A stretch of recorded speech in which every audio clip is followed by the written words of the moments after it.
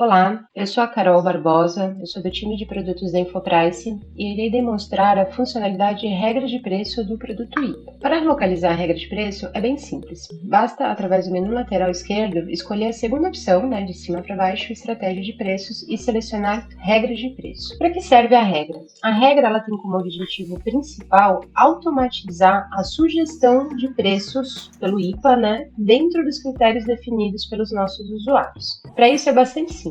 Basta clicar na opção Nova Regra e preencher alguns poucos campos, que a gente precisa para que uma regra seja executada. Eu farei a demonstração de uma regra do tipo competitividade nesse momento. Então, para que eu possa continuar, eu preciso definir um nome para minha regra. A gente sempre recomenda que esse nome ele seja de fácil identificação. Como exemplo, eu vou criar uma regra e vou chamá-la de regra de FLV. Com isso, eu vou selecionar, por exemplo, dentro da minha estrutura mercadológica, a categoria, a classificação que diga respeito, a algum item de FLV. Para isso, eu vou criar uma regra de hortaliças. Então, eu tenho aqui esse cadastro, dentro do software, seleciono hortaliça e vou informar, por exemplo, que eu quero que essa regra de hortaliça, ela seja executada somente dentro de uma loja. Eu quero uma precificação diferenciada para essa loja. Então, eu seleciono aqui, por exemplo, essa loja de número 1. Eu já estou dizendo aqui para o software que essa regra vai olhar para todos os meus produtos que estiverem sob a classificação de hortaliça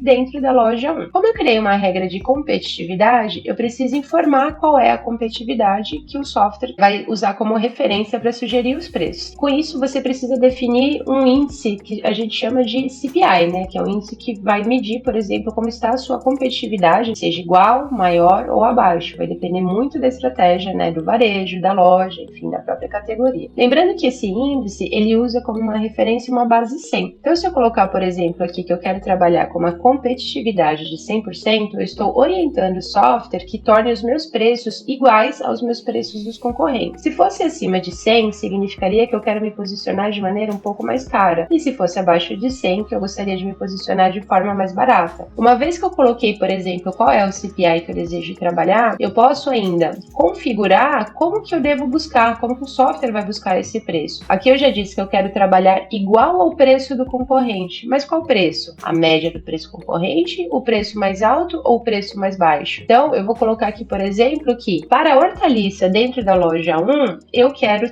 trabalhar com o mesmo preço dos meus concorrentes diretos, só que os preços mais altos que forem encontrados, porque isso faz sentido com a minha realidade. E vou definir, por exemplo, o meu período para troca de preços. Lembrando que a troca de preço só vai acontecer lá no ponto de venda. O que o IPA faz aqui é fazer uma sugestão de preços. Então, de acordo com essa orientação, o software ele vai buscar a execução, verificar se houve alteração no preço da concorrência e sugerir um novo preço. Eu vou selecionar uma troca de preços diária. Como hortaliça é um produto de curta duração e é um mercado competitivo, então eu preciso ficar de olho nas mudanças que estão acontecendo. Defino aqui uma data de início, o IPA sempre vai precisar que uma regra que está sendo criada seja executada a partir do dia seguinte. Com isso, eu definindo, por exemplo, essa regra a partir de amanhã, ela já será executada. Posso definir um período de validade para essa regra, que pode ser nunca, posso deixar essa regra correndo por tempo indeterminado. Eu posso dizer, por exemplo, que não, eu quero que esta execução de regra aqui na loja 1 que eu coloquei, ela tenha uma validade para dentro desse mês, por exemplo, que eu estou usando aqui como referência, tá bom? Outro ponto importante que precisa ser definido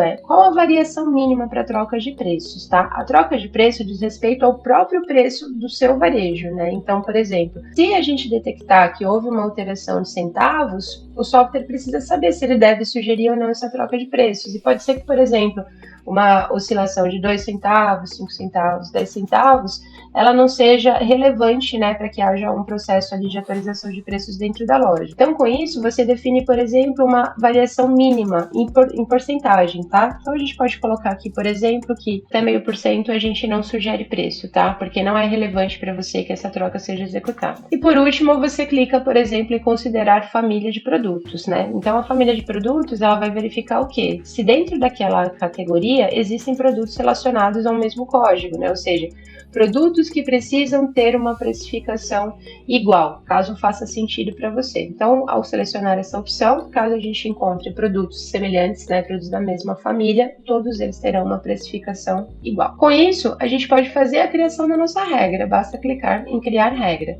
Então, essa regra, ela já foi criada, eu posso aqui recuperar facilmente pelo meu usuário, né, eu que fiz a criação. Então, a minha regra de FLV está ativa, né, para a categoria hortaliça, sendo executada somente na loja 1, com um fator de competitividade de 100%, ou seja, estou buscando me posicionar igual ao preço da minha concorrência, né, relembrando que ali a gente colocou a opção mais alta, e é uma regra que vai ser executada diariamente até o dia 30 de novembro. Caso eu não tenha mais interesse por essa regra, eu posso excluí-la, ou ainda, caso eu precise ajustar a minha estratégia, basta clicar em editar. Essa foi a demonstração da regra de competitividade. Muito obrigada.